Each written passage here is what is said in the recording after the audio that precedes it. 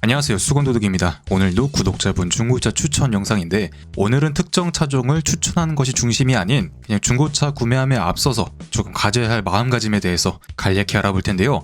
오늘 홍땡수 구독자님, 추운 날 고생 많으십니다. 유튜브 보는 중 피드백이 좋아서 연락 한번 드려봤습니다. 추천해주시면 감사하고 판매 상사도 추천해주시면 감사하겠습니다. 이렇게 보내주셨는데, 일단 제가 판매 상사를 추천드리지 못하고 제 지인들도 판매하는 차량이 있는데 유튜브에 꺼내지 못하는 이유는, 솔직히 저도 구독자가 4만 명인데 유튜브로 중고차를 팔면 뭐 한 달에 한두 대라도 못 팔겠습니까? 근데 자꾸 팔다 보면 욕심이 생기고, 중고차 특성상 새 차가 아니기 때문에 새 차도 문제가 있는데 중고차도 정말 검수나 수리 깔끔하게 해놔도 문제가 생길 수밖에 없는데, 거기서 생길 수 있는 트러블, 저는 그런 것 때문에 뭐 한 달에 몇십만 원 더 벌겠다고 스트레스 받는 것 자체를 하기 싫어서 그렇게 하지 않음을 말씀드리고요. 그리고 중고차 구매함에 앞서서도 어느 누구를 너무 맹신하거나 믿지는 않으셨으면 좋을 것 같습니다. 그거는 수건도둑 유튜버도 마찬가지고, 어느 유튜브나 그냥 참고 정도만 하시고, 쟤는 저런 의견을 말하는구나, 제 생각은 저렇구나 정도로만 보시고, 정말 좋은 건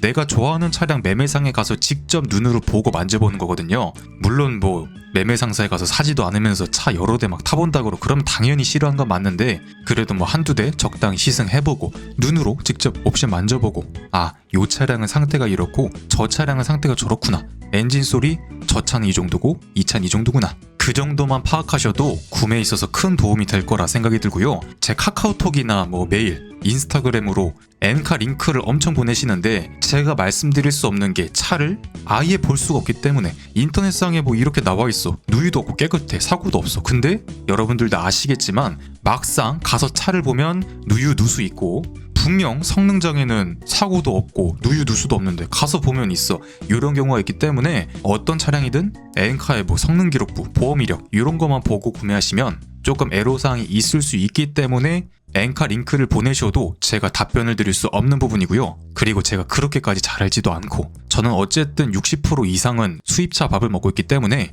유튜브의 여러 메카닉 분들에 비하면 아무것도 아니다, 그 정도로 말씀을 드리고 싶고, 그냥 차 좋아하는 자동차 쪽에서 일하는 유튜버다, 그 정도로만 생각하시면 될 것 같고요. 중고차 구매는 2번 정도 했는데, 첫 번째는 경매로 샀다가 실망해서 1년 뒤 팔고. 여러분들 약간 조심하셔야 되는 게, 경매라고 무조건 좋은 차량을 싸게 살 수 있다, 요거는 절대 맞지 않고요. 경매가 정말 싸게 잘 살 수 있다면 경매로 차 구매해서 판매하시는 분들 다 그냥 알부자여야 되죠. 근데 현실은 전부 다 부자는 아니라는 그런 점을 반드시 명심해야 되고, 일반인 분들이 참여하려면 그냥 제가 알기로는 그 경매만 전문적으로 하시는 분들보다 뭐 여러 비용적인 손해가 발생하는데, 일단 가장 단점은 차를 보고 살 수가 없어. 뭐 상태를 보고 살 수 없으니까 진짜 아무리 싸게 올라왔더라도 특정 부분에 문제가 발생했을 때 나중에 다 내 돈으로 메꿔야 되는 그런 불쌍함이 있고요. 내 돈으로 메꾼다 하니까 말씀드리고 싶은 게, 경매로 구매했을 때 아무도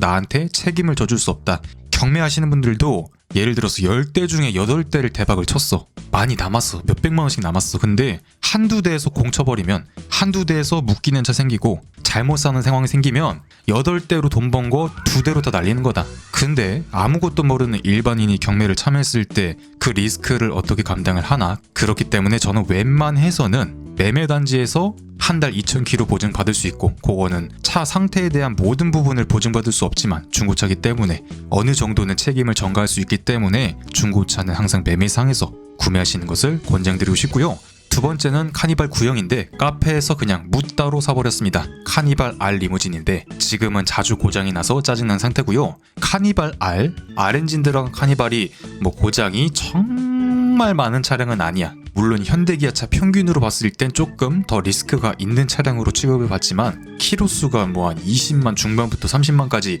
조금 치는 친구가 아니라면 그렇게까지 리스크가 있는 친구가 아닌데 자주 고장이 나서 짜증이 난 상태다, 이렇게 말씀해 주셨는데, 카페에서 개인 거래를 하면 제가 항상 말씀드리지만 시세보다 뭐 한 5%, 10% 그 정도 더 저렴하게 살 수 있는데, 아까 설명드렸다시피 뭐 매매상의 보증을 받을 수 없기 때문에 주요 부품들은 고장이 났을 때 바로바로 내가 고쳐야 된다, 그런 단점이고요. 요런 스트레스를 받는 부분 때문에 제가 조금 더 비싸더라도 어차피 뭐 1,500이나 1,600이나 가격이 많이 차이가 난다 라고 생각을 한번 하면 많은 차이겠지만, 요거로 인해서 내가 직접 해야 하는 그 스트레스, 리스크 이런 것들을 다 생각했을 땐 매매 상사 차량이 절대 비싸지 않음을 말씀드리고 싶네요. 그리고 본인은 법인행사 그랜저 ID 3년 타다가 계약이 종료되어서 급하게 차량을 구매해야 되는데 차 알못입니다. 그래서 차량 구매 예산은 전액 대출을 할까 합니다. 대출 방법을 알려주심 감사드려요. 그리고 밑에 보시면 예산은 맥스 3천만 원인데 지금 신차 금리도 6%대를 하고 있는데 중고차로 보면 거의 두 자리를 봐야 되거든요. 그러면 내가 36개월로 한다 쳐도 이자가 거의 차값의 3분의 1, 그 정도를 넘어간다. 대출 방법은 뭐 제가 말씀을 드릴 수 없는 게 제가 뭐 캐피탈에서 일하는 것도 아니고 차주님의 신용도도 모르기 때문에 어떤 방법이 어떻게 좋겠다 이렇게는 말씀드리기 어려운 부분이고, 차량 사용 용도는 출퇴근 왕복 30km, 한 달에 한 600km 정도를 보고 업무는 한 달에 3번 정도 장거리 왕복 150km, 그러니까 한 달에 대략 1000km 정도를 탄다, 그 정도로 생각하고요. 유류비를 회사에서 100% 지원받을 수 있다. 하지만 제가 앞서 영상들에서 계속 설명드리는 게 대략적으로 적어 주셔야지. 한 달에 뭐 40만 원이면 40만 원, 50만 원이면 50만 원 이렇게 적어 주셔야지 자동차세, 보험료, 경정비 비용 이런 거를 다 생각을 해서 계산을 낼 수 있기 때문에 예산이 2,500만 원에 내가 한 달에 차에 40만 원 정도를 쓸 수 있어. 그러면 산타페 TM 쪽으로 권장을 드릴 수 있는데 예산이 2,500인데 월 가용 예산이 상관이 없어. 그러면 솔직한 마음으로는 누유누수 정말 엄청나고 분기마다 수리비 1, 200 그냥 계속 들어가는 8기통 S500을 추천드릴 수밖에 없다. 왜냐? 가용 예산은 상관없으니까. 그러면 굉장히 비단 위를 타고 다닌 것 같은 정말 부드럽디 부드러운 S500, 2500이면 그런 거를 추천드릴 수밖에 없다. 그렇기 때문에 대략적인 예산은 항상 말씀해 주시는 게 중요하고요. 제가 이 소리를 한 3주 전부터 했으니까 영상이 올라오는 게 대충 매일 도착하고 한 달이니까 한 2, 3주 뒤부터는 월 가용 예산 짤없이 계산해서 한번 가보도록 하고요. 색상은 무관입니다. 변심으로 차량 교체할 때 감가가 심하지 않았음, 하지만 구매할 때 가격이 저렴하다면 전혀 상관이 없음, 이렇게 적어주셨는데 차량 교체할 때 감가가 심하지 않았음 한다면 아반떼, 산타페, 소렌토, 투싼 스포티지, 카니발 이렇게 정말 대중적인 차량들 외에는 감가가 거의 다 있는 편이다.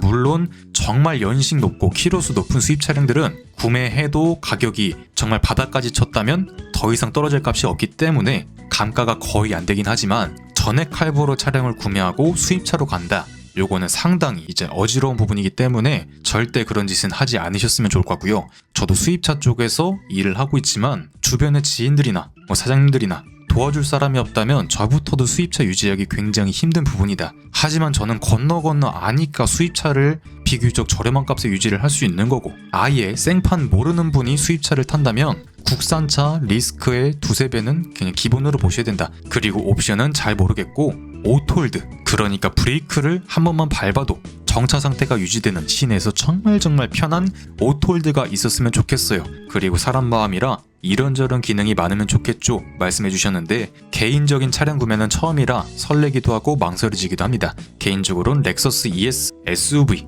미니 쿠페, 5시리즈, 벤츠 이렇게 적어주셨는데 렉서스 ES 정말 교과서적으로 잘 짜여진 정교하게 만들어진 차량인데 일본 차라는 가장 큰 단점을 가지고 있고 3천만 원 예산으로는 설마 요 친구를 보신 건 아니라고 저는 생각하고, 아마 요 친구를 보신 것 같은데 솔직히 고장이 없는 건 맞는데 고장 한번 터지면 정말 억소리 날 만큼 안타까움을 가진 친구다. 물론 역시나 중고 부품을 잘 알고 기타 부품을 조금 건너 정가로 말고 조금 정말 싸게 부품차에서 갖고 올 수 있는 그 정도 여력이 된다면 거의 큰 돈 들이지 않고 탈 수 있지만 지금 사연을 보내주신 거 보니까 그렇지는 않은 상황 같고요. 이 친구는 내가 1500에 사와서 그냥 항상 현금 한 200~300 들고 있다가 고장나면 딱딱 쓸 거야 하신다면 완전 못 굴릴 정도의 차량은 아니지만 정말 많은 리스크를 가져가면서까지 렉서스의 후광이 있는 차량은 아니라고 생각합니다. 물론 이제 구독자님이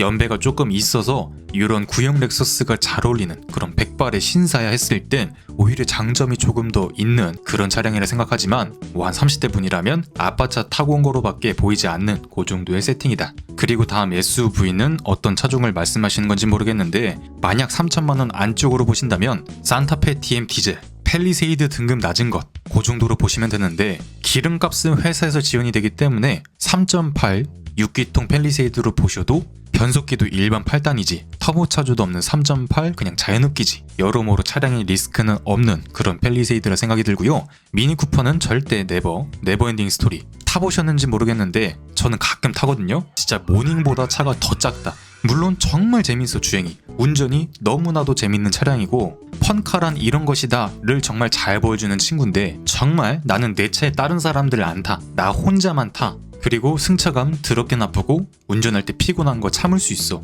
어차피 주행거리가 많지 않으니까. 그렇게 구매하실 거라면 미니 쿠퍼 정말 사람에 따라서 나쁘지 않을 수도 있지만 일반적인 사람의 눈높이로 봤을 땐 장점보단 단점이 훨씬 많은 차량이다. 물론 저는 굉장히 좋아하긴 하지만 정말 단점이 또렷한 차량이다. 물론 3세대 넘어가면서 3.5세대로 가면 고장이나 이런 것들도 훨씬 줄어들지만 내가 차를 조금이라도 다용도로 써야 된다 한다면 미니 쿠퍼는 절대 권장드리지 않고요. BMW 5 시리즈는 요 정도 가격대면 G30 5 시리즈도 가능한데 리스크도 정말 적고 성능도 좋고 유지도 수입 차량들에서는 거의 최하위 수준이고 수리도 아무데나 거의 다 할 수 있고 그런 장점이 있는데, 문제는 그냥 전액 할부로 차를 산다니까 수입차는 조금 말리고 싶은 그런 마음이고요. 벤츠는 벤츠도 S클래스 있고 E클래스 있고 C클래스 있고 정말 다양하게 있기 때문에, 그리고 3천만 원이면 중고차로 웬만한 거 다 살 수 있기 때문에 이거는 고의 접어두도록 하고, 혹여나 이렇게 생긴 E클래스 2 하나 3 차량을 구매하고 싶다면 차값도 신형이 나오면서 정말 많이 다운이 되었고 이제는 구매했을 때 차값도 거의 떨어지지 않을 것으로 예상이 되는, 내가 이걸 2천만 원 주고 샀어, 그리고 5년 뒤에 팔 때도 한 1,000만 원은 받을 수 있을 것 같은 무료 수입차인데 그 정도의 잔존 가치를 갖고 있지만 E클래스 고장 별로 없대던데요? 고질병도 없고 라고 생각하신다면 경기도 오산이다. 물론 고장이 없이 타는 양반들도 있어. 근데 뽑기 잘못하다가 그냥 냉각수 터지고 연료 펌프 터지고 기타 등등 막 누유누수가 막 터져 했을 때 그냥 100만원, 100만원, 100만원, 100만원 계속 들어갈 수 있는 차량이다. 물론 4기통 디젤이라서 큰 유지비적 단점이 없고, 만약에 내가 죽어도 수입차를 타고 싶어 하신다면 5 시리즈 G30, E클래스 둘 중에 한 대로 보시면 될 것 같다. 요거에 대한 조금 자세한 영상은 영상 마지막에다가 첨부를 해드리도록 하고요. 그랜저를 타다 보니까 욕심이 조금 생기네요. 연비는 신경을 안 씁니다. 대신 소모품은 제가 처리해야 되기 때문에 잔고장이 없었으면 좋겠고 소모품을 갈더라도 가격이 저렴한 그랬으면 해요 라고 적어주셨는데, 물론 4기통 5 시리즈 E클래스 소모품 바꿔봤자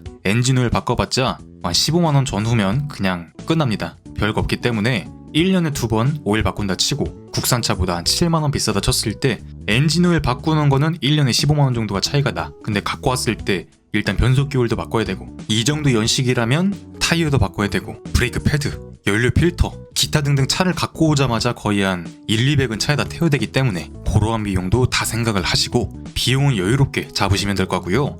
인터넷에 E클래스 5 시리즈 중고차로 샀다가 폐가 망신을 하니 많이 그런 얘기가 있는데, 4기통 가솔린, 디젤, 솔직히 내가 차량을 구매할 때 폭탄을 사오지 않는 이상, 정말 차값만 싸고 상태 안 좋고 그런 차를 사오지 않는 이상 정말 눈물이 날 만큼의 고장은 없지만, 그래도 정비하시는 분들은 항상 최악을 말씀드릴 수밖에 없으니까 그렇게 자극적으로 말씀해 주시는 게 분명히 있고요.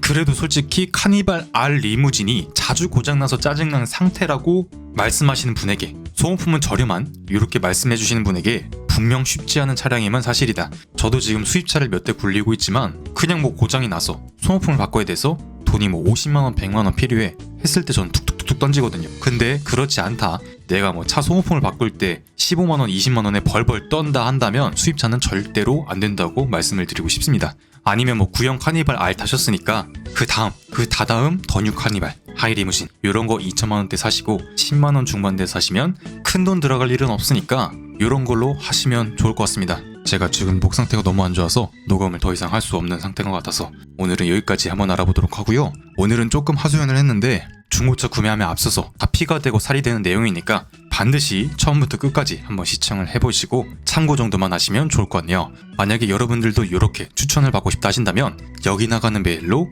1번 차량 구매 예산, 2번 차량 사용 용도, 3번 월 가용 예산, 4번 색상이나 옵션 기타 사항 적어주시면 제가 메일이 온 순서대로 차례차례 영상 만들어 보도록 하겠습니다. 이상 수건도둑이었습니다.